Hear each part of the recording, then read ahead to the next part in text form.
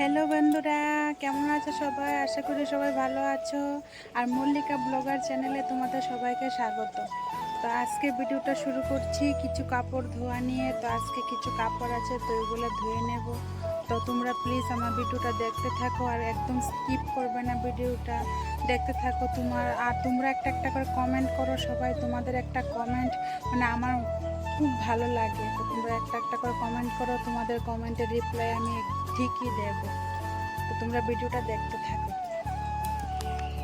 এখানে কিছু কাপড় আছে, কাপড়গুলো ধুয়ে নেব। আর এদিকে জল সাপ্লাই এসে গেছে, তখন কাপড়গুলি ধুয়ে নেব। আর কিছু বাসন আছে, তো বাসনগুলি ধুয়ে নেব। তো তোমরা ভিডিওটা দেখতে থাকো।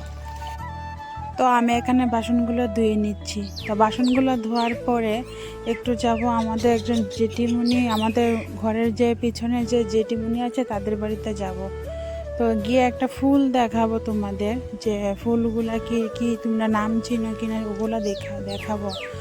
তো বাসন ধুয়ে নিচ্ছি। তো আর আমার মেয়ে দেখো এখানে আমার সাথে এসে বলছে আমি স্নান করব। তো আমি বলছি না না, এখন স্নান করতে হবে না, আমি একটু পরে স্নান করিয়ে দেব। তো বাসন আর কাপড় ধুয়ে কাপড়গুলি দেখো রোদে দিয়ে দিয়েছি। তো চলে যাচ্ছি জেঠিমণির বাড়ি, আমাদের পাশের বাড়িতেই। ওই দেখো ফুল গাছগুলি। আর এটা হলো তাদের বাড়ির একটা মন্দির, যেখানে তারা স্থাপিত, এখন বিপদনাশিনী মন্দির আছে আর কি তাদের বাড়িতে। আর এখানে দেখো এগুলি ফুলগুলির নাম তোমরা জানো কি নাম জানি না, কিন্তু আমাদের এখানে এগুলির নাম বলে দুপাটি ফুল গাছ। তো ফুল গাছগুলি দেখে দেখো জেঠিমণি তারাও ডাটা চাষ করছে এখানে। তো এদিকে চলে যাচ্ছি। তো জেঠিমণি কী করছে যে দেখা যাচ্ছে না। তো এখানে এসে দেখলাম জেঠিমণি রান্না করছে। তো রান্না করে একটু ঘরে গেছে। তো আবার সামনে দেখলাম 2টা আনারস ধরেছে। তো বাড়ির ফল যেমনই হোক, ছোট হোক বড় হোক, কম হোক বেশি হোক, খেতে তো ভালোই লাগে। আর তোমরা অনেকেই জানতে চাইবে যে আমি কেন মানে আমার বাপের বাড়ি থাকি, আমি কেন আমার শ্বশুর বাড়িতে থাকি না। কারণ আমার হাজব্যান্ড সিআরপিএফে জব করে, তো ওই কারণে ও তো বাড়িতে থাকে না। আর ঠাকুরের আশীর্বাদে আমার 2টা মেয়ে আছে। তো একটা মেয়ে ছোট 7 মাস, আর আরেকটা মেয়ে 4.5 বছর। তো দুইজনকে নিয়ে আমি পারি না একা একা সামলাতে, তার জন্য আমি থাকি আর কি বাপের বাড়িতে। তো এই জন্যই বাপের বাড়িতে থাকা আমার। তো এই দেখো ওদের বাড়িতে কতগুলি বাঁশ গাছ আছে। তো আমার বড় মেয়ে বাড়ি থেকে ডাকছে। তো তাড়াতাড়ি জলদি জলদি করে এখন চলে যাচ্ছি বাড়িতে।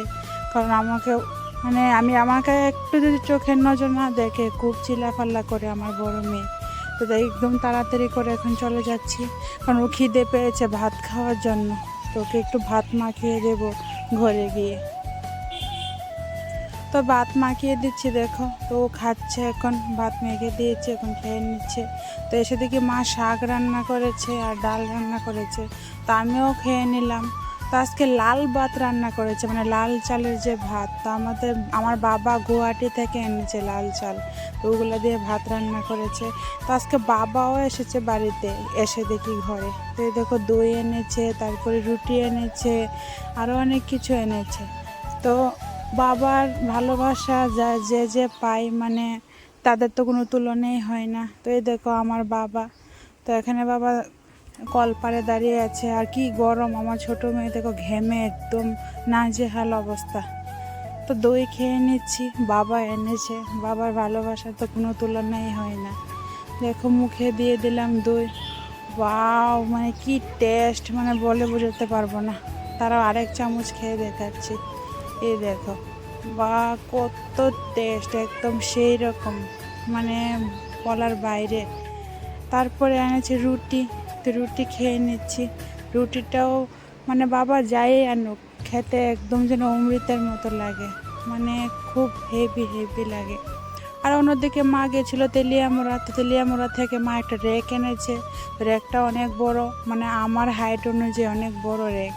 তো মা এদিকে পেটিস এনেছে আজকে। তো আজকের দিনটা শুধু খাওয়াই খাওয়া, মানে আর কিছু না। এদিকে দেখো পেটিস, তো পেটিস দিয়ে দিয়েছে খাওয়ার জন্য। তো পেটিস খেয়ে নেবো এখন। তো আমার মেয়ের জন্য এনেছিল লাড্ডু, ফ্রুটি। তো ফ্রুটিটা আমি ফ্রিজে রেখে দিয়েছি, লাড্ডুটা দিয়েছি হাতে। লাড্ডু তো ভেঙে একদম নাজেহাল অবস্থা। তো আমার কাছে ভেঙে গেছে, আমি খাবো না। আমি বলছি কেন খাবি না কেন? এদিকে দেখো আমি পেটিস খেয়ে নিচ্ছি। তো আজকের দিনটা আমার খাওয়াই খাওয়াই কেটে গেল। তো আমি ভিডিওটা এখানেই শেষ করছি। আর তোমরা যদি আমার ভিডিও দেখে ভালোবাসো তাহলে আমাকে একটা লাইক দিয়ে দিও, একটা শেয়ার করে দিও। টাটা।